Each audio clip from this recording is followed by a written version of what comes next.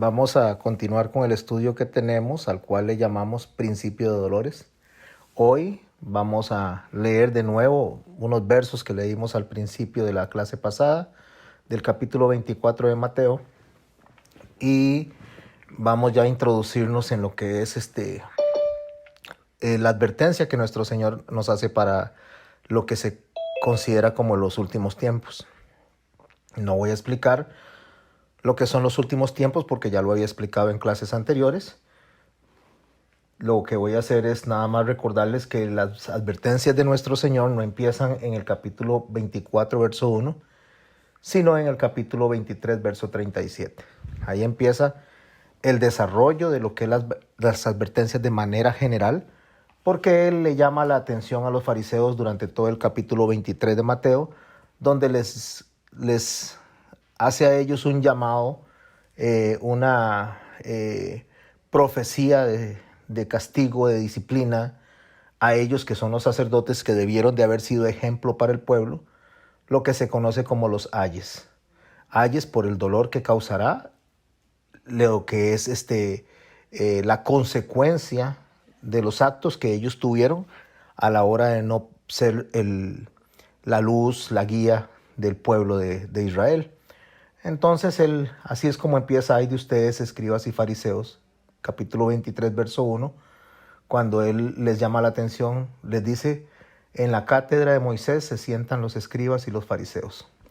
La palabra cátedra, desde el griego antiguo, corresponde a lo que es la silla. Una silla donde se sentaba una persona era para enseñar. Los maestros daban la clase sentados en una silla o daban la clase sentados en el piso. Eran las dos formas en que se enseñaba. Cuando ellos dicen que en la cátedra de Moisés se sentaban los fariseos y los escribas, se está refiriendo a que en la autoridad con la que enseñaba Moisés se sientan estas personas. Pero estas personas, Él empieza, después de que dice eso, a advertirles. Empieza a decirles al pueblo que hagan lo que ellos dicen, más lo que no lo que ellos hacen. Él nunca derogó la ley, Él nunca dijo que la ley no se le prestara atención, sino que Él dijo que se hiciera lo que estaban ellos enseñando en cuanto a lo que es el Antiguo Testamento, conocido mayormente como ley, aunque está mal definido eso, ya que la palabra Torah significa instrucción, no ley. La instrucción contiene historia, la instrucción contiene ley, la instrucción contiene proverbios, la instrucción contiene profecía, y la instrucción en total, a lo cual se conoce como los escritos de Moisés, los salmos y los escritos de los profetas, eso es lo que se conoce en su totalidad como la Tanaj. Por tanto, la ley es parte de esa Tanaj. No es que la ley es todo el Antiguo Testamento, ni la ley es solamente los 5 libros del Pentateuco, sino la ley es parte de. Dada la mala enseñanza de los fariseos, el Señor hace esa advertencia. Después de eso deja el templo, se aleja del templo, y cuando Él se aleja, hace la advertencia ya no solamente a los fariseos, sino a todo el pueblo que incluye el sistema sacerdotal. Ahí es donde dice en el verso 37 del capítulo 23 de Mateo: Jerusalén, Jerusalén, que matas a los profetas, apedreas a los que te son enviados. Y se hace esta expresión que a mí en realidad me impresiona, como lo dice el Señor. ¿Cuántas veces, dice, cuántas veces quise juntar a tus hijos como la gallina junta a los polluelos debajo de sus alas y no quisiste? ¿A quién le está hablando? A Jerusalén en total. O sea, le está hablando a un pueblo que fue escogido en Abraham, cuando fue sacado Abraham de Ur de los Caldeos, para que fuera luz de las naciones. Y no fueron eso. Más bien, en lugar de eso, entraron en odiosas divisiones, donde se separaron, donde se alejaron unos grupos de otros, y empezó ese pleito interno por el poder, por la autoridad, por ser los que tienen la razón o no, cosa que sucede hoy en día en las iglesias. En las iglesias, llámese en este caso iglesias, estoy hablando al lugar donde la gente se congrega, aunque iglesias son las personas que se congregan en el lugar, pero entendiendo lo que la mayoría de la gente entiende como iglesia, un centro de reunión, lo cual, como digo, eso no es. La iglesia es la gente, indiferentemente de donde se reúnan, que Cristo les ha redimido o nos ha redimido. Eso es la iglesia. Sea que se reúnan en un país o en otro, que se reúnan en un templo o en otro, en una denominación o en otra, las personas que han sido redimidas por Cristo, eso es iglesia. Haciendo esa salvedad, entonces lo que quiero decir es que a lo que se cree iglesia, donde la gente se reúne como tal, esas personas alrededor del mundo debieron de haber recibido el mensaje de Cristo para trasladarlo a las demás personas. Pero no fue así, al igual que la gente de Jerusalén, donde era el centro de la enseñanza del Señor, donde era el eje de toda la enseñanza, los que tenían que haber sido el testimonio, donde estaban ubicados en lo que se conoce como la vía di Mari, o sea, la vía marítima. Voy a hacer una pausa, gracias Aurora, lo estoy grabando en el teléfono, pero voy a grabarlo aquí también. Muchas gracias por recordarme, pero por si acaso nos falla. Listo. Recording in progress. Gracias, Aurora. Entonces, a esto es a lo que ellos tenían que hacer, no lo hicieron. Más bien se causan divisiones odiosas y el Señor les advierte eso. ¿Cuántas veces quise unirlos? Unirlos pues con un propósito. Como la gallina junta a los pollitos, porque está hablando de cubrirlos para protegerlos, para que tengan una misión y no quisieron. Fue algo que no quisieron. Entonces, por esa razón, dice el verso 38, he aquí vuestra casa os es dejada desierta.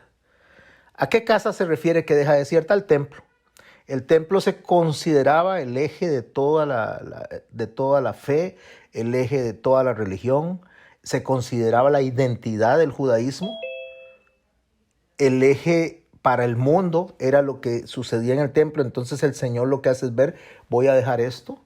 O sea, este sacerdocio que yo había establecido lo voy a dejar, hablando justamente de lo que eran los representantes de la línea arónica. Lo voy a dejar porque no están haciendo lo que tienen que hacer. Pero yo vine a enseñar, o sea, yo no vine a abrogar la ley y los profetas. Eso es lo que el Señor dice. Está hablando que va a quitar el sacerdocio, lo que el sacerdocio había hecho incorrecto, pero él continúa con la línea profética que había dado en el Antiguo Testamento y continúa explicando los escritos de Moisés. Por eso él le dice a los fariseos, escudriñen las escrituras, escudriñen los escritos de Moisés, los fariseos y los tefilín, porque de mí habla Moisés. Entonces, una vez que él se aleja del templo, él se aleja es de lo que se consideraba el eje de la religión. ¿Para qué? Para dar la verdadera explicación. Cuando él dice, yo no vine a abrogar, sino a darle fin, vengo a explicar realmente lo que él como Dios había establecido para la humanidad. De ahí que en el capítulo 23, verso 1, él dice claramente, en la cátedra de Moisés, o sea, en la enseñanza de Moisés, se sientan los escribas y fariseos, así que todo lo que digan, guardadlo, que guardéis, guardadlo y hacedlo, mas no hagáis conforme a sus obras, porque dicen y no hacen. Creo que aquí está muy claro cómo el Señor está diciendo, la enseñanza de Moisés, manténgala, la enseñanza de Moisés, guárdenla, pero no lo que estas personas están haciendo. El Señor no está condenando la enseñanza de Moisés, el Señor está condenando la actuación de los fariseos y viene en todo el capítulo y les da los muy conocidos ay. Ay de ustedes, escribas y fariseos, y empieza a desarrollar un reclamo que tiene consecuencia. Pueden leerlo en el capítulo 23 porque no es el tema a estudiar hoy. Bueno, entonces él viene y de una vez que dice eso, que la casa queda desierta, o sea, esta casa, este templo, no va a ser el centro, no va a ser la identidad, sino la identidad es el que está saliendo de ese templo, que es Jesús. Él es la identidad. Porque os digo que desde ahora no me veréis hasta que digáis, bendito el que viene en el nombre del Señor. Está haciendo una referencia al Salmo 118, particularmente al verso 26, una profecía donde se decía que básicamente eso, que era bendito el que venía en el nombre del Señor. ¿A qué? A predicar el evangelio, a enseñar realmente el mensaje de Dios. ¿Quién es este? Nuestro Señor Jesucristo. Él es el que está saliendo del templo, Él está dejando el templo desolado con un propósito, que el templo sea destruido en el momento que Él así lo decidió para darle paso al nuevo sacerdocio. En esas circunstancias y en ese contexto inicia el verso 1 del capítulo 24 y leemos: cuando Jesús salió del templo y se iba, se acercaron sus discípulos para mostrarle los edificios del templo. Según el historiador Josefo, cuando Jesús está saliendo del templo, cuando se está dando eso, lo que se está haciendo en el templo, expliqué en la clase pasada, era no reconstruyendo el templo, sino ampliando el templo. Eso es lo que estaba haciendo Herodes. Habían piedras que pesaban entre 2 y 4 toneladas que se estaban poniendo para la ampliación del templo. Una construcción que inició más o menos unos 19 años antes del Señor Jesucristo y terminó más o menos en el año 60 y resto después de Jesús, o sea, la construcción en su totalidad. De ahí que ellos, al ver esas maravillas que se estaban haciendo ahí, que iniciaron con Herodes el Grande y estaban continuando, estaba de continuo con Herodes Antipas, su hijo, cuando ellos están viendo todo lo que está pasando, entonces ellos dicen: wow, qué hermoso templo el que se nos está construyendo. Se voltea donde Jesús y le dice: Señor, vean lo que está haciendo, cómo se está construyendo. Porque para ellos, para efecto de lo que ellos entendían, ese es el centro, ese es el eje de la religión. Era lo que era la identidad del pueblo, la identidad, por supuesto, de ellos también como israelitas o pueblo de Judea. Cuando Él les muestra eso, cuando ellos le muestran eso a nuestro Señor, entonces nuestro Señor tiene una respuesta delante de ellos. Se voltea y dice: ¿veis todo esto? A mí me me imagino al Señor extendiendo la mano, donde Él va saliendo y le dicen ellos: vea qué bonito esto que están haciendo, estas grandes piedras, estas enormes. Es como que si nosotros en el tiempo actual nosotros dijéramos: vio cómo están los satélites ahora en todo el mundo, vea cómo está la iglesia hoy en día manifestándose a través de los satélites, utilizando los canales de televisión, utilizando las herramientas de internet. Qué maravilloso es esto, o sea, vamos a llegar a todo el mundo, vamos a alcanzar a todo el mundo. Y el Señor se volteara y nos dijera a nosotros: no, dice, esto que ustedes están viendo va a ser todo destruido, porque lo único que no va a ser destruido son mis palabras. La ciencia pasará, mas mis palabras no pasarán. Básicamente es como que si nos dijera eso: todo va a ser destruido, no van a quedar absolutamente nada de lo que están viendo. No se maravillen de esas cosas, porque lo único que ustedes pueden atesorar son mis palabras. Es lo único que va a mantenerse hasta más allá de los tiempos. Bueno, Jesús sale, los discípulos le están mostrando eso, están mostrándole los edificios del templo y Él les dice: ¿veis todo esto? Como extendiendo la mano: de cierto os digo que no quedará aquí piedra sobre piedra que no sea derribada. Aquí dice derribada, pero cuando usted lee el texto original dice removida. Les explicaba yo en la clase anterior que el templo estaba cubierto de oro en sus paredes, en sus columnas. Había mucho oro por todo lado. De hecho, brillaba cuando se veía desde afuera, según lo que Josefo explica. Era como ver una gran luz, algo que sobresalía, donde la gente se acercaba. Era una maravilla. De hecho, cuando Tito Vespasiano se acerca a destruir en el año 70 el templo, una de las órdenes que había era que no lo destruyeran. Roma lo que quería era apropiárselo como un tesoro, no destruirlo, sino apropiárselo como un tesoro. La orden que había para los romanos era que no le hicieran daño al templo, pero Jesús ya había profetizado. Entonces, como el Señor había profetizado, la destrucción del templo era inminente, o sea, era algo que no iba a poderse evitar, como no se va a poder evitar en los últimos tiempos para nosotros, o sea, todo lo que el Señor describió y las angustias que conocemos como principio de dolores. Por mucho que se ore, por mucho que se ayune, no se va a evitar lo que ya Dios estableció que iba a suceder. Bueno, asimismo, no pudo evitar Tito Vespasiano la destrucción del templo porque ya Dios mismo lo había profetizado. Jesús mismo lo había profetizado. Cuando se incendia el templo por la euforia que tenían los romanos, Entonces el oro que está en las paredes del templo empieza a derretirse y se mezcla entre las fisuras que están en el piso de todo el templo, se profundiza ahí. Una vez que el templo fue quemado en su totalidad, fue destruido, entonces los romanos remueven las piedras para sacar el oro, porque era mucho, mucho oro. O sea, era, no voy a decir toneladas, porque no sé cuánto era, pero sí lo describe en la batalla de los judíos. Josefo lo describe como mucho oro filtrado entre las piedras. Entonces, para poder obtener ese oro, las piedras fueron removidas hasta los cimientos. Por eso el Señor dijo: de cierto os digo, no quedará aquí piedra sobre piedra que no sea derribada.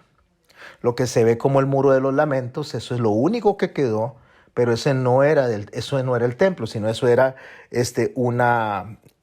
un muro de contención para sostener lo que era la plataforma sobre la que estaba el templo. Eso es sobre lo que lloran hoy en día los judíos. Bueno, y dice el verso 3, continuamos con la lectura, dice: y estando él sentado en el monte de los olivos, eso es que se van caminando, se alejan de Jerusalén, llegan a la zona norte, si no me equivoco, se sienta él ahí en el monte de los olivos. Recuerde que sentarse es la autoridad, sentarse es empezar a enseñar, sentarse es empezar a darle sabiduría a las personas que están alrededor de él. Y estando él sentado, o sea, él toma la autoridad de la enseñanza. Y donde está él en el monte de los olivos, para empezar a hablar, para empezar a discipularlos a él, como los había venido haciendo durante ya un poquito más de 3 años, los discípulos se le acercan aparte. Si aquí dice que se le acercan aparte, significa que habían más personas cerca. Significa que habían otras personas, pero los discípulos deseaban escuchar de él una respuesta a 3 inquietudes que tenían. Y los discípulos le dicen: dinos, ¿cuándo serán estas cosas? ¿Qué señal habrá de tu venida y del fin del siglo? 3 preguntas le hicieron. A veces la gente no logra identificar que hay 3 preguntas, por lo tanto habrán 3 respuestas. ¿Cuándo serán estas cosas? Se está refiriendo a la destrucción del templo. La segunda pregunta es: ¿qué señal habrá de tu venida? Es lo que él había dicho que iba a hacer cuando viniese por su iglesia. ¿Cuándo les dijo él a ellos eso? Cuando les dijo a ellos justamente que iba a preparar un lugar, que iba a ir, que iba a regresar. Entonces ellos sabían que el Señor iba a regresar, iba a morir, pero que al final de cuentas iba a regresar por su iglesia. Esa es la segunda, se conoce como la parusia, o muy popularmente como el arrebatamiento. Esa es la señal que ellos esperaban. ¿Y cuándo va a ser la señal de tu venida? Y la tercera pregunta correspondía al fin de los siglos, o sea, al juicio sobre las naciones. Esas son las 3 preguntas que él hace. Pero en esas 3 preguntas, más adelante, él va a hablar de una tribulación, cual nunca fue ni nunca habrá. Recordemos que Mateo le está escribiendo a un público judío, le está escribiendo a unos receptores que están entendiendo la ley de Moisés o los escritos de Moisés, están entendiendo los salmos y los profetas. Estas personas son las que están recibiendo de parte del Señor la explicación en sus discípulos, por supuesto, y después sus discípulos se lo van a explicar al resto de los seguidores que vendrían a posterior. Entonces estas personas, cuando están recibiendo la enseñanza de nuestro Señor Jesucristo, lo van a asociar con lo que para ellos es más terrible, con lo que para ellos es algo que les ha causado mucho dolor y lo que podría causarles mucho dolor. No nos desconectemos que estamos hablando del templo. ¿Por qué? Porque el templo ya había sido destruido en una oportunidad por Nabucodonosor. Habían sido llevados en cautiverio por 70 años. Estas personas habían sufrido increíblemente. Oraban durante 70 años viendo hacia Jerusalén, orando por la reconstrucción del templo. Ya habían pasado por esa terrible experiencia. Entonces, el mismo Daniel le dice que cuando se le dijo que tenía que orar delante de la estatua del rey, él más bien levantó las cortinas y que todo el mundo me vea y estoy orando hacia el templo, porque el templo repito, era el eje, era el centro, era la identidad del pueblo. Lo más terrible que le podía pasar al pueblo judío no era morir, porque a ellos no les importaba morir. Incluso cuando en una oportunidad el procurador romano, Poncio Pilato, quería meter unas figuras al templo, los sacerdotes se presentaron de él, se descubrieron el cuello y le dijeron, según descripción de Josefo también, en la guerra de los judíos, que les cortara la cabeza, les cortara el cuello, pero que ellos no iban a estar vivos o a permitir que entraran esas figuras. Como Poncio Pilato había sido advertido por el César, por el emperador, había sido advertido de que no quería revueltas en Judea, él sabía que él no podía continuar derramando sangre judía porque el emperador, lo único que quería el César es recibir los impuestos, no quería problemas. No quería problemas con la gente, no porque le estuviera miedo, él tenía legiones totalmente mortíferas que podían arrasar ese pueblo, pero ¿qué hace él teniendo un pueblo devastado, un pueblo que no puede producir, un pueblo que no puede dar impuestos, un pueblo que no puede dar producciones agrícolas? ¿Para qué quiero esto? O sea, ¿para qué quiero un pueblo destruido? No, lo que quiero es un pueblo que produzca. Y el procurador ya había sido advertido por eso. De ahí que cuando el Señor Jesucristo es presentado delante del procurador y los judíos empiezan a gritar para escoger entre Barrabás y Jesús, este procurador tenía el temor de hacerlos irritar y él vino y sucumbió a ese pedido de crucificar a Jesús en lugar de Barrabás. Aunque él sabía que era inocente porque él dijo que ha hecho este hombre y se lavó las manos diciendo que no tiene nada de qué acusarlo ni nada de qué condenarlo. Y sabía que era por envidia de esos sacerdotes que estaban pidiendo que fuera asesinado. Bueno, entonces cuando todo esto se está dando, lo más terrible que ellos podían esperar era que sucediera lo mismo que había sucedido con Nabucodonosor, que se destruyera el templo. Viene él saliendo del templo, según el capítulo 23, versos 37 al 39, y entonces él le dice, ¿veis todo eso? Iniciando el capítulo 24, no quedará piedra sobre piedra que no sea removida. Eso es lo que hace que le pregunten a él, bueno, ¿y cuándo va a pasar esto? Esa es la inquietud que ellos tenían, ¿y cuándo va a pasar esto? Si nosotros nos vamos a Daniel capítulo 12, verso 1, vamos a tener una conexión básicamente con esta parte de lo que se conoce como el tiempo de angustia. Tiempo de angustia que se va a repetir a posterior en nuestros tiempos y que tenemos que compararlo con lo que pasó en esos tiempos. Dice Daniel capítulo 12, verso 1, dice, en aquel tiempo se levantará Miguel, el gran príncipe que está de parte de los hijos del pueblo. Está hablando de que Miguel, quien está comisionado a defender a Israel, se va a levantar para tratar de defender, para defender a Israel del tiempo de angustia. Dice, se levantará Miguel, el gran príncipe que está de parte de los hijos de tu pueblo, y será tiempo de angustia cual nunca fue desde que hubo gente hasta entonces. ¿Qué es lo que está diciendo la profecía de Daniel? Está diciendo que se va a levantar a defender al pueblo de Israel. Se va a levantar para que el pueblo de Israel no sea destruido. La pregunta es, si el pueblo fue destruido en el año 70 por consecuencia de todas las rebeliones que se venían dando contra Roma, entonces ¿dónde está que Miguel logró defender a este pueblo? Miguel, que representa justamente como el arcángel que está al frente de los ejércitos celestiales para defender a Israel. Si no pasó en ese momento, sino que fue destruido Israel, que fue destruido el templo, fue destruido Jerusalén y la gente en el año 70 fue disperso, lo mismo sucedió con Nabucodonosor cuando también fue destruido y fue disperso, aunque fue reconstruido el templo por manos de Zorobabel, fue reconstruida o instituida la palabra en manos de Esdras y fue reconstruido los muros en manos de Nehemías. Aunque eso sucedió, no hubo en ese momento, ni hubo en el año 70, una batalla celestial por defender el templo, por defender la posición que el Señor quería que fuera defendida por Miguel, en este verso 1 del capítulo 12 de la profecía de Daniel. Entonces significa que lo que pasó allá es una sombra de lo que va a pasar. Y lo que va a pasar es que va a venir el Señor, va a venir el enemigo nuevamente a destruir el templo, según lo que vamos a leer después en Apocalipsis, va a venir a destruir el templo y va a suceder esta profecía, que no ha pasado antes. Lo que sí ha pasado antes es la destrucción del templo en 2 ocasiones. Solo que en esta ocasión el templo no es hecho por hombre. El templo que el enemigo quiere destruir no es un templo hecho por hombre. Aunque nos proyectamos a Israel en el momento que ellos quieran destruir el templo físico, no es el templo físico el que Miguel va a venir a defender en ese momento, sino va a venir a defender a Israel en representación de la defensa de la iglesia que ha sido esparcida por todo el mundo, por los judíos y cristianos que en ese momento han despertado, se han dado cuenta.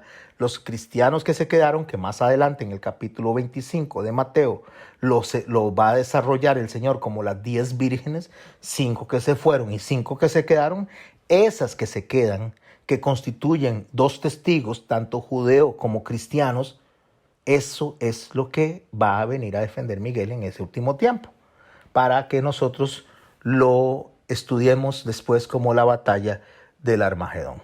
Bueno, eso lo dejamos para después porque lo que estamos concentrados es en el principio de dolores y no cuando ya se están desarrollando estas guerras ya no judías, no como lo desarrolla Josefo, sino estas guerras ya entre lo divino, entre lo celeste y la gente de la tierra. Es una guerra impresionante, va a ser una guerra entre los cielos y las personas en la tierra.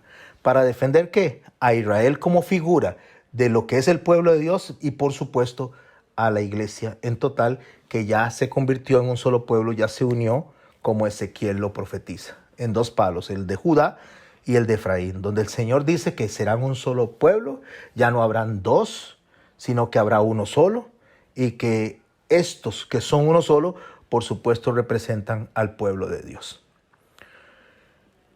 Cuando el Señor viene en el capítulo 24 de Mateo que estamos estudiando y le hacen esa pregunta, Él responde en el verso 4 de esta manera. Les dijo Jesús, mirad que nadie os engañe. Voy a hacer una pausa en la palabra engañe. La palabra engañe no significa que las personas no saben lo que es o no tienen el conocimiento de lo que va a pasar. Lo que significa es que las personas tienen el conocimiento de lo que va a pasar y van a ser inducidas a error. Van a ser guiadas justamente a que lo que conocen empiecen a dudar de lo que conocen para que se empiecen a apartar de las instrucciones que han recibido en cuanto a lo que va a suceder. Esto es básicamente un espejo de lo que sucedió en el Edén cuando fueron advertidos Adán y Eva, fue advertido el hombre, de esto pueden tomar y de esto no, porque si toman de esto ciertamente morirán. Tenían el conocimiento, tenían la instrucción, tenían justamente la advertencia, pero sucumbieron al engaño, a la seducción, como dice nuestro hermano Pablo, porque sus sentidos fueron engañados. Sus sentidos es sus emociones, su manera de pensar, su opinión fue engañada, entonces fueron inducidos al mal. Según lo que también nuestro Señor dice es que muchos de los escogidos serán tratados de ser inducidos a engaño también, porque dice que incluso tratará de engañar a los escogidos. O sea, las personas que saben a través de una información que va a tener un poco de verdad con un poco de mentira. Lo mismo que sucedió en el Edén y lo mismo que pasa durante todo el tiempo.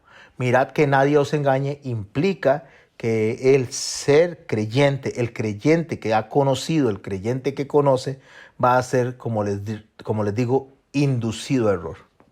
¿Cómo va a ser inducido a error? Como lo dice el verso 5, porque vendrán muchos en mi nombre, muchos en mi autoridad, como se lo dijo en la cátedra de Moisés a ellos se sentaban los escribas y los fariseos a enseñar lo que Moisés había enseñado, pero le dijo, hagan caso a lo que ellos dicen, más no a lo que ellos hacen. Entonces estas personas también van a venir utilizando la palabra, utilizando la enseñanza, utilizando la misma Biblia, porque mi nombre es la autoridad de él, haciendo exactamente lo mismo que el enemigo ha venido haciendo durante mucho tiempo, haciéndose pasar por la imagen de Dios, haciéndose pasar por el mensaje de Dios. Entonces va a dar un mensaje que no es de Dios. Es donde la parábola dice que la semilla fue puesta por el enemigo, se fue y creció. O sea, fue puesta la mentira, fue puesto el engaño, se fue y creció. ¿Cuál es la enseñanza? ¿Cuál es el mensaje que se está poniendo? ¿Cuál es la mentira que se está induciendo a los escogidos? ¿Cuál es la mentira que se le está diciendo en los últimos tiempos, en el principio de dolores, a la iglesia? Es la siguiente: yo soy el Cristo y a muchos se engañarán. O sea, estarán diciendo no tanto que son el Cristo, sino que están hablando en nombre de Dios. Están diciendo, nosotros hablamos en nombre de Dios, Dios trajo este mensaje, Dios me dijo esto, se me reveló en sueños, se me reveló de tal manera, yo tengo el mensaje correcto, yo tengo el mensaje porque Dios estableció. Ya no hay tanto caso que hacerle a la Biblia, lo que tienen que hacerle caso es a mí, porque yo soy el apóstol, porque yo soy el que tiene la revelación. Ese es el mensaje. El mensaje es, yo soy el Cristo, significa yo me siento en la autoridad de Cristo. Yo enseño en la autoridad de Cristo. Pero eso dice que a muchos se engañarán. A muchos va a engañar este discurso. Entonces el Señor viene y va a poner un escenario en el cual se está dando este engaño, diciendo yo soy el Cristo. Oiréis de guerras y rumores de guerras. Rumores son amenazas, o sea, guerras y la amenaza, que vamos a tirar las bombas, que vamos a tirar las bombas nucleares, que se va a disparar un país contra otro, que va a quedar todo exterminado en 30 minutos. Mis hermanos, solo eso ya podemos determinarlo como una falacia. Porque si las bombas nucleares de este planeta son tiradas, está comprobado científicamente que el iniciar una batalla nuclear entre las potencias destruyen la Tierra en su totalidad en cuestiones de 30 minutos y la Tierra termina de destruirse en cuestión de 6 meses. ¿Por qué? Porque lo que es lo que se conoce como la nube nuclear va a hacer que el calor del sol no llegue a la Tierra. Por tanto, los que no mueren con las bombas nucleares y sobreviven a eso, en el lapso de 6 meses van a sucumbir al frío, porque al no caer o no llegar los rayos de sol a la Tierra va a tener menos 30, menos 60, hasta menos 70 grados centígrados. Son temperaturas congelantes como las ceras de hielo. Por lo tanto, en 6 meses será todo destruido, y ese no es el fin que el Señor describe en la Biblia, ni es el fin para la humanidad que describe el Señor en la Biblia, ni tampoco es la cantidad de personas que van a perecer, ni en el rango de tiempo que Dios establece en la Biblia. Cuando dice que la tercera parte de la humanidad va a ir pereciendo durante cierto tiempo, repitiendo o haciendo eco de las plagas que se hicieron en Egipto, de la misma manera que están las plagas desarrolladas en Egipto, de esa misma manera va a ser tratada la tierra, porque para eso está ese espejo. Después estudiaremos esas plagas. Entonces, cuando dice rumores de guerra, es asustar, es atemorizar a la gente, es utilizar lo que es el terrorismo, el miedo, para que la gente venga y se rinda ante los deseos de esas personas que están diciendo yo soy el Cristo. Porque yo soy el Cristo es, vamos a salvar a la humanidad, vamos a salvar la tierra. Ahí vendrá uno que podrá tener esa boca como dicen las muchachas, el pico de oro, solamente que pico de oro hacia la humanidad, esa forma de seducir, esa forma de decir yo soy el que los voy a salvar, y va a llevar a la humanidad a un sistema de paz, donde la gente dice, ay, qué dicha, ya no van a tirar las bombas nucleares, gracias a esta persona, que fue la persona que intercedió, la persona que hizo el acuerdo mundial para que esto no pase. Eso lo llegaremos a ver probablemente no muy lejos. Es probablemente que lo vivamos nosotros o nuestros hijos. Cuando esto suceda, entonces esta persona va a tomar dominio mundial, porque tiene una convicción para la gente y la gente cree en él como la persona que logró que se evitara la catástrofe mundial, no que se va a la catástrofe mundial. Por eso es que cuando el Señor dice, cuando oigan y digan de paz y seguridad, entonces vendrá el fin repentino, porque no está diciendo cuando todo esté destruido, sino cuando se crea que están en paz. Esa falsa paz es la que nos anuncia a nosotros que va a venir la destrucción repentina. Por eso el Señor dice que ante esas amenazas, o conocidos como rumores de guerra, mirad que no os turbéis. Voy a hacer una pausa. Entonces, oímos de guerra, oímos de rumores de guerra, y nosotros cuando estamos en eso, dice el Señor, mirad que no os turbéis. Turbarse es preocuparse, no se preocupen, no entren en afán, dirían los colombianos. O sea, no os turbéis porque es necesario, me encanta como lo dice el Señor, necesario. Necesario quiere decir que esto es vital para lo que va a pasar. Es necesario que todo esto acontezca. ¿Qué es lo que es necesario que acontezca? Devolvámonos un poquito a muchos que vienen a tratar de engañar, hablando de guerras, de rumores de guerras, pero esto que está pasando, esto que estamos viendo, es necesario, pero no es el fin. ¿Por qué es necesario? Bueno, porque ahí es donde vamos a probar, no yo, por supuesto, estamos hablando como iglesia, vamos a probar quién es iglesia y quién no es iglesia. ¿Quién sucumbe ante los apóstatas mentirosos que prometen prosperidad? ¿O quiénes realmente van a escuchar el mensaje del Señor donde dice que estos acontecimientos que va a describir a partir del verso 7 son necesarios? Y no solo son necesarios, sino que nos van a mostrar a nosotros realmente la posición de fe que tenemos que tener nosotros. ¿Cuál es la posición de fe que tenemos que tener nosotros? Es seguir lo que Él nos dijo, porque son las palabras de Él las que van a permanecer, no lo que digan los demás. La ciencia pasará, dice, para más mis palabras no pasarán. Eso es necesario que pase. Es necesario que todo esto acontezca, pero no es el fin, dice Él. O sea, no, todavía no se está acabando los tiempos. Todavía no se den ustedes, los creyentes, como no se den porque ya se acabó el tiempo tanto de la iglesia como que se acabó el tiempo de la extensión que Dios ha tenido de misericordia para la humanidad. Todavía falta, es básicamente lo que le está diciendo. Y viene y dice, porque se levantará nación contra nación. La palabra ahí es etnia contra etnia. Les decía a ustedes yo que cuando habla de nación contra nación o etnia contra etnia, no está hablando del país, que es lo que se conoce como reino contra reino. Eso serían países contra países. Cuando habla de nación contra nación, está hablando de las personas que están en todo el mundo, en las diferentes naciones que establecen toda la población del planeta. Pero no que sale una bomba de un país para caer en otra, no, sino que salen personas de un país para infiltrarse a vivir en otro país, en migraciones enormes, en migraciones que no se habían dado nunca en la tierra como se está dando ahora. Porque estas poblaciones, al moverse de un punto a otro, estas poblaciones van a ir siendo parte de otros países donde esta gente va a venir con diferentes pensamientos, diferentes culturas, donde la gente se va a mover de un país a otro para buscar algo que necesitan o para huir de algo que los está atacando, para buscar ser prósperos, para buscar estar bien. Eso es lo que mucha gente pretende hacer, o eso es lo que mucha gente quiere hacer. Quieren buscar estar bien, todas estas personas.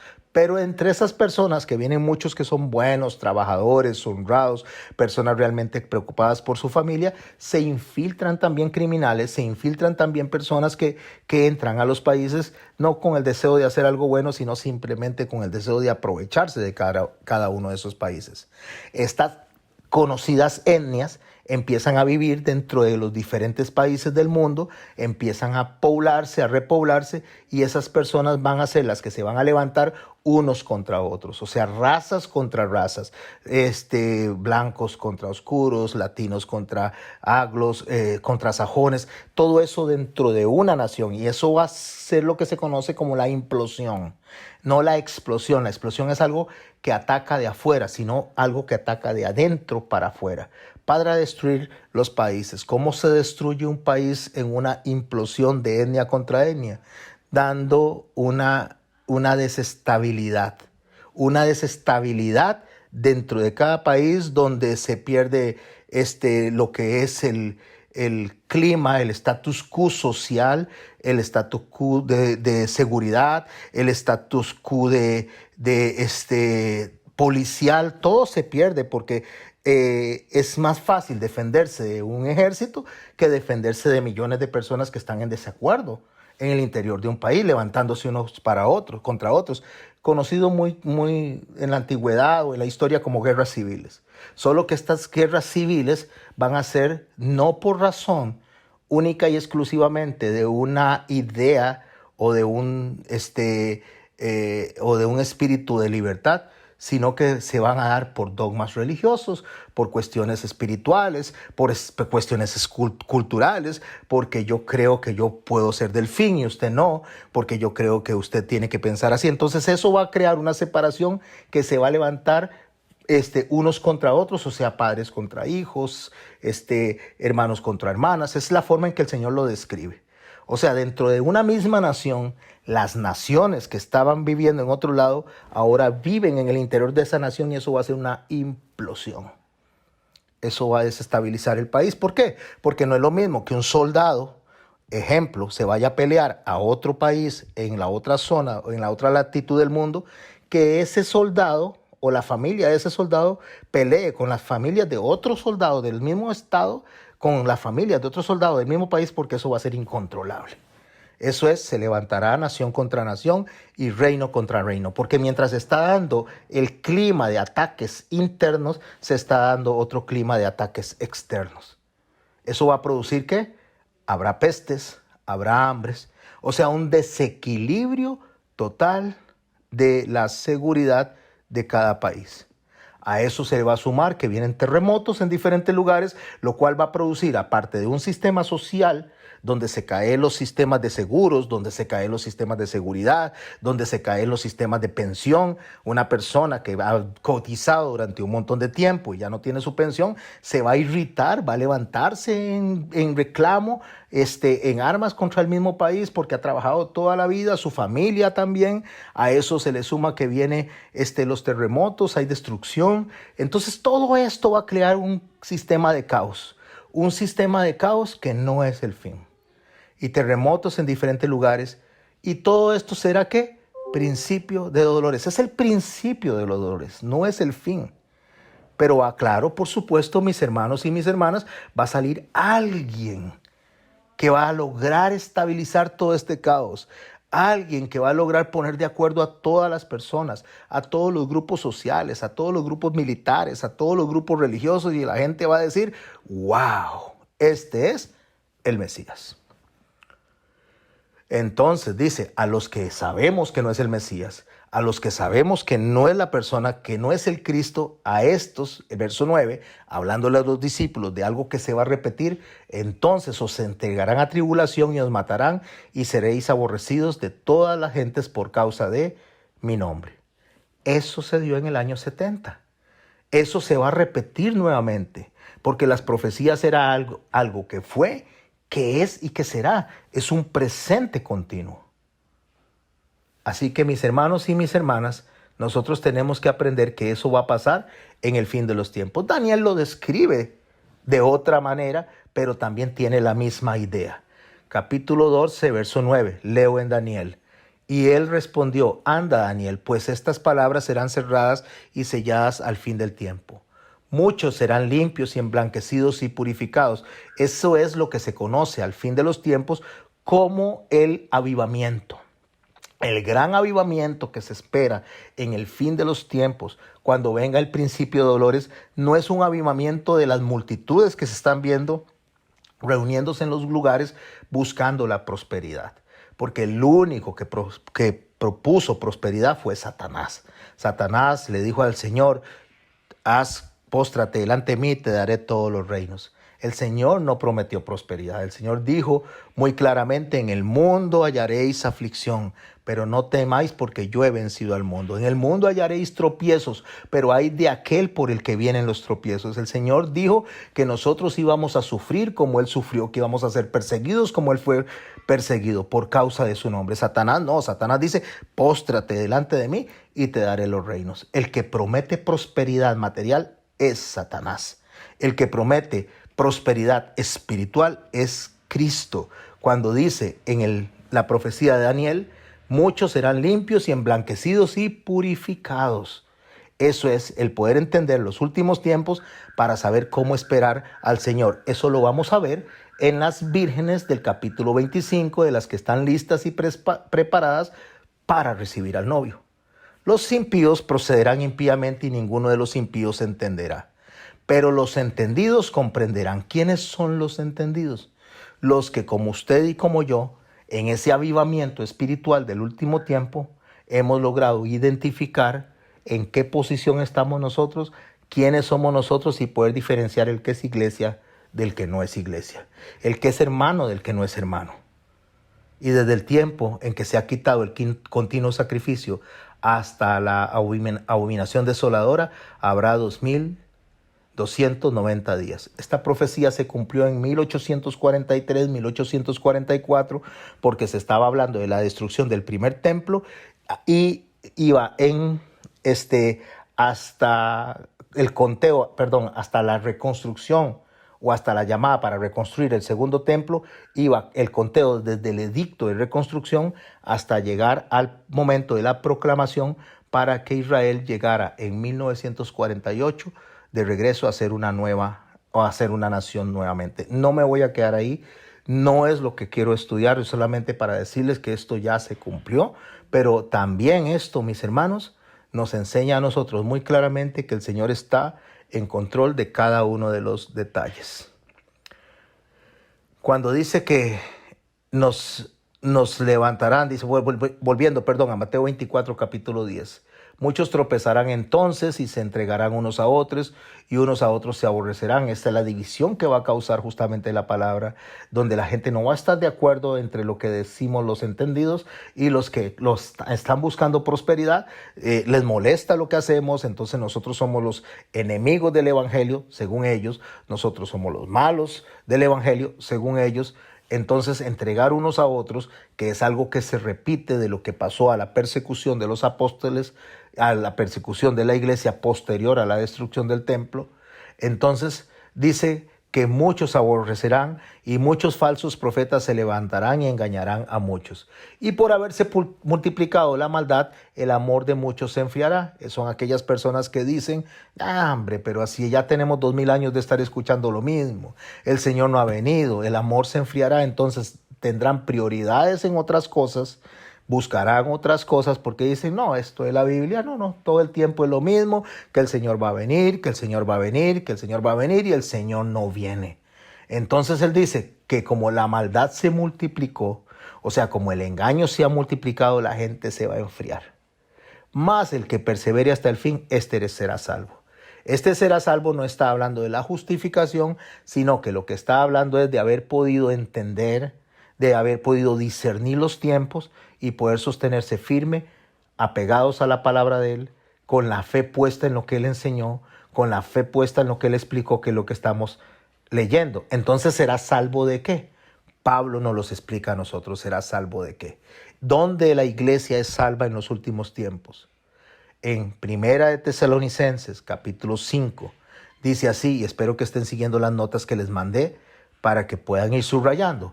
Verso 1, pero acerca de los tiempos y las ocasiones, tiempos es los años de manera cronológica, no los que escribió Gregoriano, no los que escribió Juliano, no los que mantiene la Iglesia Católica, no, los tiempos a los cuales se refiere él es a los tiempos escritos en las generaciones dadas en crónicas desde Adán hasta Jesucristo, para poder entender en qué momento del tiempo, del calendario nosotros estamos, y las ocasiones son las fiestas dentro de ese calendario que nos dicen a nosotros cuándo es el Pesaj, la Pascua, cuándo es el Shevaot, es el tiempo del Pentecostés, y cuándo es el Yom Teruah, o sea, la fiesta de las trompetas. El Pesach ya se cumplió, el Pentecostés ya se cumplió, ahora está por cumplirse la fiesta de las trompetas, o lo que es el anuncio de la segunda venida de Él. El anuncio de la segunda venida de Él se va a dar justamente, o la trompeta es en el mismo tiempo que Él nació, en el mismo tiempo que Adán fue creado. Y fue a finales de septiembre, principios de octubre que se dio esto. Si desean aprender un poco más de esto, métase a mi canal y estudien lo que es la verdadera fecha del nacimiento de Jesús. Para que vean la importancia que tiene el conocer esa fiesta en los tiempos. Estoy hablando de la fiesta de la creación de Adán, la fiesta de cuando el Señor Jesucristo realmente va a venir, como conocido como la fiesta de las trompetas. Conocer esto nos ayuda a nosotros a no estar engañados, a no estar dirigidos o inducidos a error. Entonces, por eso él dice acerca de los tiempos que están escritos ahí, lo acabo de decir, las ocasiones que están en Levítico. No tenéis necesidad, hermanos, que yo os escriba. ¿Por qué? Porque está escrito en los documentos de Moisés, está escrito justamente en el libro de Levítico, está totalmente desarrollado dentro de lo que era la actividad del tabernáculo. No necesito explicarle eso. Él sabía muy bien que no tenía que explicarle esto a los creyentes que sepan claramente cómo manejar lo que es el Tanakh, lo que es los escritos de Moisés. Déjeme explicarlo de esta manera. Si yo en este momento empiezo a desarrollar algo a la gente que es de Costa Rica, que vive en Costa Rica, y empiezo a desarrollar una historia sin decir la fecha, sin decir el evento, entonces yo voy a decir, bueno, mis hermanos, no les tengo que explicar por qué el 11 de abril se celebra una fiesta en Costa Rica, porque ya ustedes conocen perfectamente lo que se dio en ese tiempo en la antigüedad o en el pasado y cómo se desarrolló todo este tema que nos lleva a una fiesta del 11 de abril. No dije absolutamente nada, pero si yo les pregunto a ustedes qué fiesta se celebra, me van a hablar de Juan Santamaría. Me van a decir de la quema del mesón. Me van a decir de cómo fue en ese momento el rescate por los filibusteros que habían invadido a Costa Rica. Solamente mencioné que el 11 de abril se celebra una fiesta. Bueno, a los judíos, de la misma manera, cuando se les hablaba del Yom Teruah, ellos estaban entendiendo claramente que está hablando de la venida del Mesías. No necesita decírseles mucho, solo se les dice eso. Perdón. Entonces, ahí es donde él dice, porque vosotros, entonces cuando está hablando de vosotros, está hablando de los entendidos. Perdón. Porque vosotros sabéis perfectamente que el día del Señor vendrá así como ladrón en la noche. Muchas gracias, Erna. Déjeme hacer una pausita porque me tengo una picazón en la garganta. Un segundito. Ahora sí. Porque vosotros sabéis perfectamente que el día del Señor vendrá así como ladrón en la noche. Está repitiendo las palabras de nuestro Señor cuando las parábolas del reino de los cielos están en el capítulo 13 de Mateo y otras que están en el capítulo 22. Él describe cómo va a ser su venida, que va a ser sorpresiva, mas no una venida inesperada. Una cosa es sorpresiva y otra cosa es inesperado. ¿Por qué? Porque lo sorpresivo significa que no se sabe el día exacto en que va a venir o la hora exacta en que va a venir. Pero sí se sabe, gracias mi amor, pero sí se sabe que va a venir.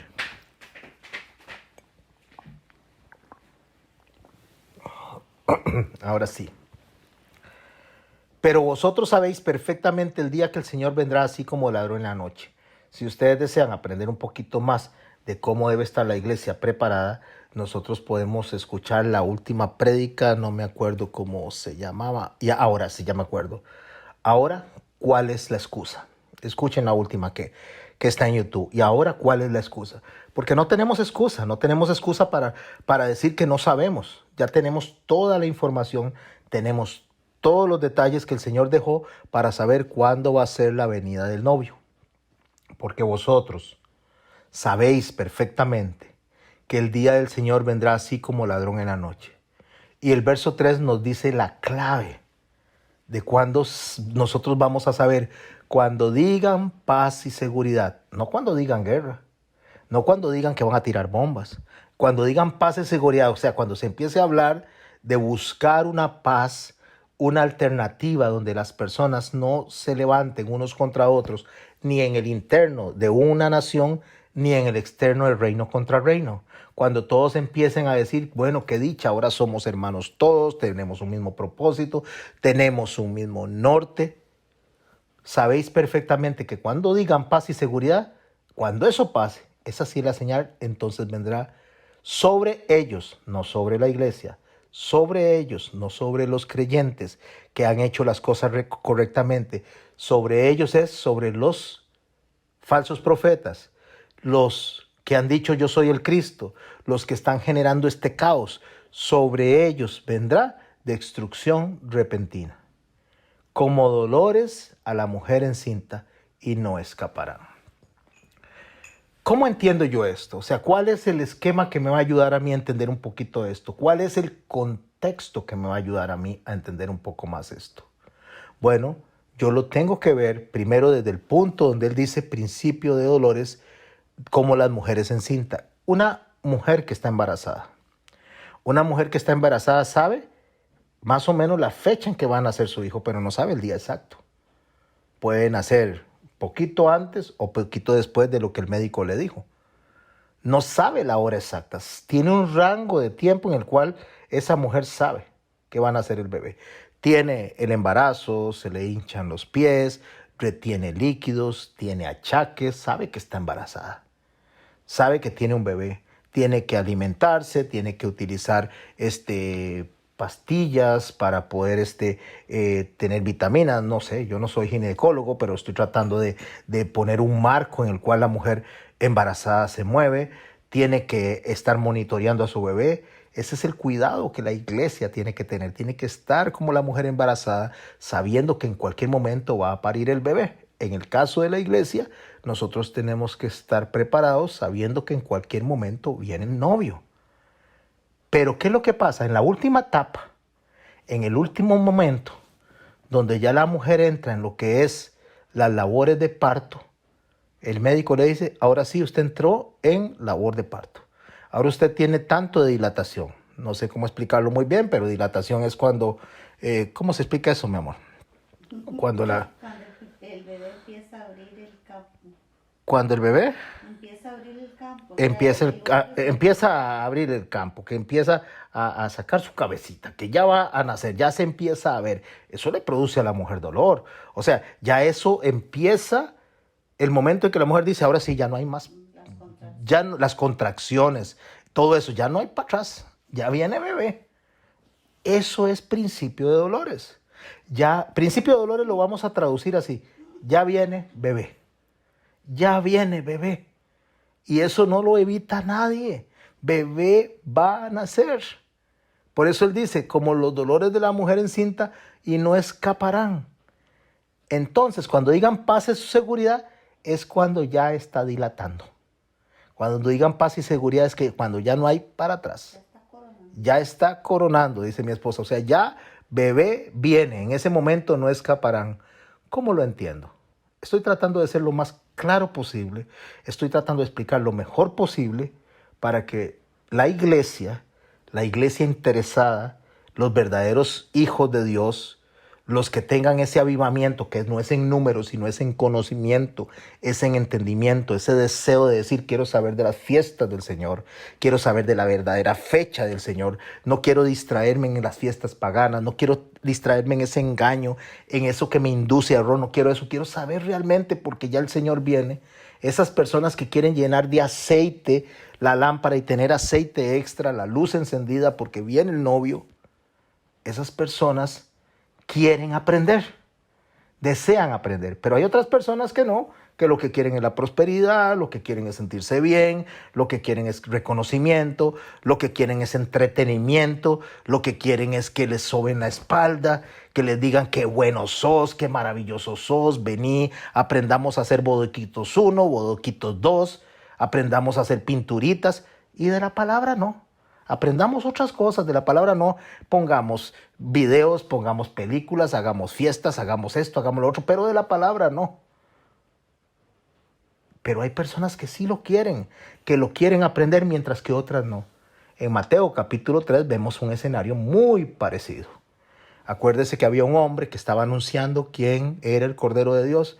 Estaba anunciando, dice, él es la voz en el desierto que venía proclamando cuando el Cordero estaba viniendo. Y iba a decir, este es el Cordero de Dios, el que quita el pecado del mundo. Ese es Juan el Bautista, ese es el testigo.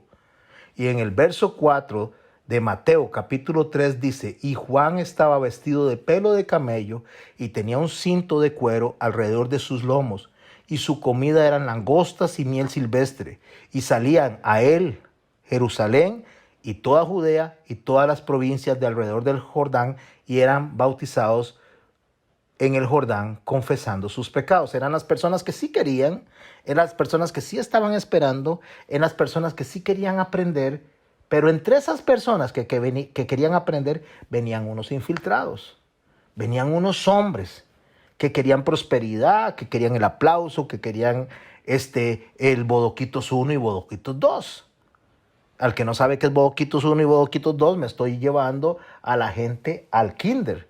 Cuando les ayudaba, las maestras, yo no estuve en el kinder, pero los que estuvieron en el kinder, las maestras les ayudaban a llenar una figurita con papelitos de colores para que esta figura se viera bonita, y eso así los enseñaban para que tuvieran un desarrollo de la motora, ¿cómo se llama eso? Motora pequeña o motora fina, sí, exactamente. Tampoco soy profesor de kinder. Motora fina, para que pudieran desarrollar sus manitas, sus deditos, sus habilidades. Entonces eso se les enseñaba. Pablo en la parte de la fe lo dice de esta manera. Ya ustedes debieran de estar comiendo vianda y todavía quieren lechita. Bueno, esas personas que no quieren lechita, sino que quieren vianda, quieren aprender bien, ya no quiero Bodoquitos 1, no quiero Bodoquitos 2, ahora quiero que me enseñen bien. Esas personas sí llegaban con el interés a bautizarse, con el deseo de aprender de Juan confesando los pecados. Pero infiltrados venían los que no querían bodoquitos, sino los que estaban pensando, y yo quiero una buena chuleta, pero no quiero esforzarme por eso. Yo quiero otra cosa más grande, porque no quiero esforzarme por eso, porque soy maravillosamente inteligente, soy extraordinariamente simpático, soy extraordinariamente simpática, entonces tengo 30, 40 años de ser creyente, no necesito que nadie me enseñe. Y eso del Antiguo Testamento, no, eso es para los retrógradas, eso es para las personas que quedaron estancadas ahí. Hay nuevas maneras de aprender, hay nuevas formas, hay nuevas técnicas. Podemos poner luces, podemos poner neblina, podemos poner cantos, podemos poner salsa, merengue, podemos poner rap, podemos poner música que atraiga a los jóvenes, podemos poner algo que atraiga a las mujeres. Hagamos congresos de mujeres donde las mujeres se sientan liberadas, donde les demos, eso es lo que tenemos que hacer. Sobarle la espalda a las mujeres, sobarle la espalda a los jóvenes. Tenemos que hacerlos sentir que ellos son importantes. Tenemos que darle del fruto que el Señor dijo que no vieran, porque ellos quieren alcanzar sabiduría. Eso es lo que vamos a hacer.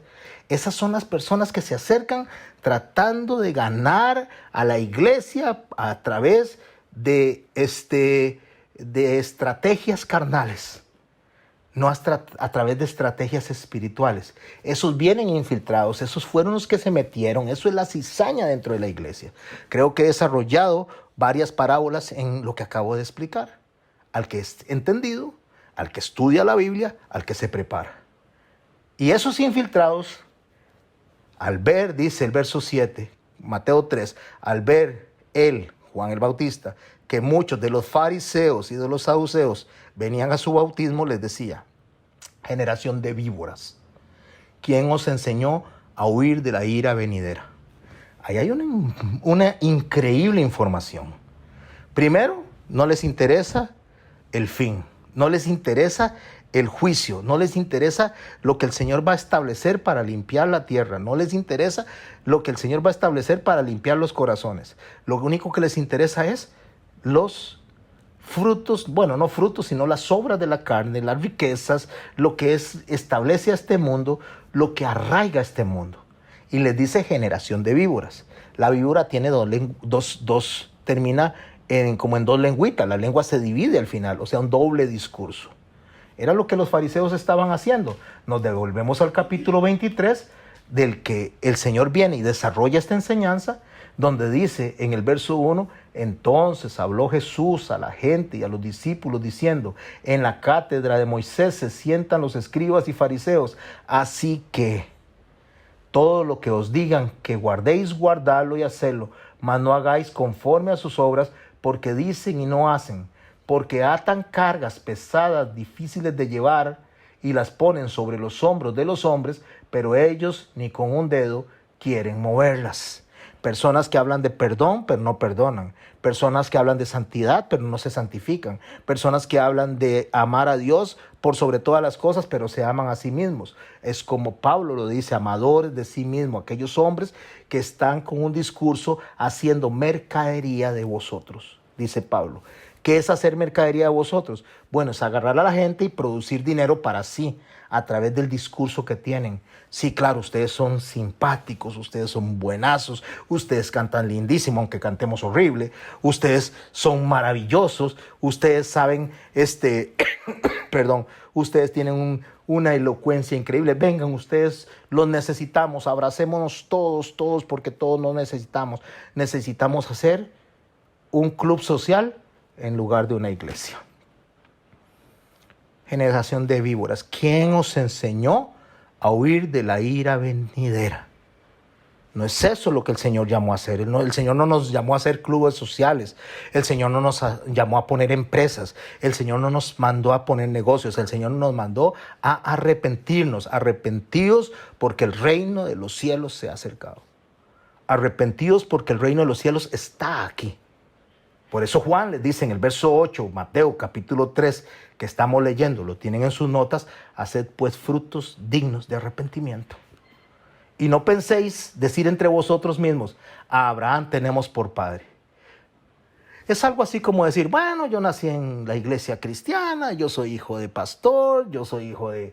Y solo por eso cree que ya es una persona creyente, una persona arrepentida. Entonces son esas generaciones que se pasan de generación en generación, lo que aparentemente consideran ellos que es sacerdocio, lo que aparentemente consideran ellos que es el cristianismo. Mi mamá era cristiana, yo soy cristiano. No, porque mi mamá sea cristiana, yo no soy cristiano. Ezequiel dice que el hijo del justo que hiciera injusticia morirá. Lo cual significa que porque mi mamá y mi papá sean creyentes no significa que yo nazco creyente. Yo necesito una conversión de parte del Señor. Pero también Ezequiel dice que el hijo del injusto que hiciere justicia, ese vivirá. Nos quita a nosotros de eso, de que la salvación se hereda simple y sencillamente porque yo nazco en una iglesia cristiana. No, yo tengo que hacer frutos dignos de arrepentimiento. También tengo que arrepentirme porque no porque sea hijo de Abraham significa que ya soy pueblo. Porque yo os digo, dice Juan el Bautista, que Dios puede levantar hijos de Abraham aún de estas piedras.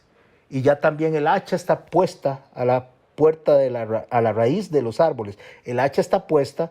Cuando usted es una persona que ha utilizado un hacha, usted no agarra y a la primera corta. O sea, no le da al árbol a la primera. Usted viene y pone el hacha hace una marquita y su cerebro, sus ojos, sus brazos se concentran en esa marquita para venir y dar el hachazo que corte el árbol. El hacha está puesta, la advertencia está dada. Ya se les ha avisado. Es tiempo de que cambien su conducta. Es tiempo de que sigan lo que el Señor dejó.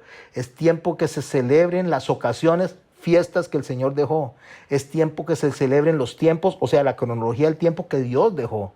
No lo de los herodianos, no lo de los saduceos, no lo que los fariseos quieren presentar. A nuestro tiempo, no lo que los romanos enseñaron, no lo que se está enseñando en los tiempos finales de cada año, que no es el año final, sino es está contrario a lo que Dios estableció, ya el hacha está puesta. Ya la advertencia está dada. Lo voy a decir de esta manera. Hermoso grupo. Aquí hay un grupo numeroso, hay bastantes personas y ya el hacha en ustedes y en mí está puesta. Estamos advertidos. Esto no es lo que a mí me gusta, dice Dios. Ahora sí, van a hacer lo que yo quiero. El hacha está puesta para cortar los árboles. Los árboles en la Biblia significan personas o grupos de personas. Usted lo va desarrollando, lo va viendo donde se habla el árbol en representación de personas o grupos de personas. El hacha está puesta. Por tanto, todo árbol que no dé buen fruto, o sea, toda persona que no dé buen fruto, es cortado y echado al fuego. Pero si somos salvos, ¿cómo es echado al fuego? Como una persona que es salva es echada al fuego. Si la palabra de Dios me enseña a mí claramente que la salvación es una vez y para siempre. Muy sencillo, en el capítulo 25, lo cual estudiaremos después, nos dice cómo estas personas son echadas al fuego. O sea, estas personas que no hacen lo correcto son echadas al fuego cuando se quedan esas 5 vírgenes a pasar por una tribulación que no deberían de pasar, porque se quedaron celebrando lo que no tenían que celebrar, porque se quedaron haciendo lo que no tenían que hacer y esperando en los tiempos que no tenían que esperar.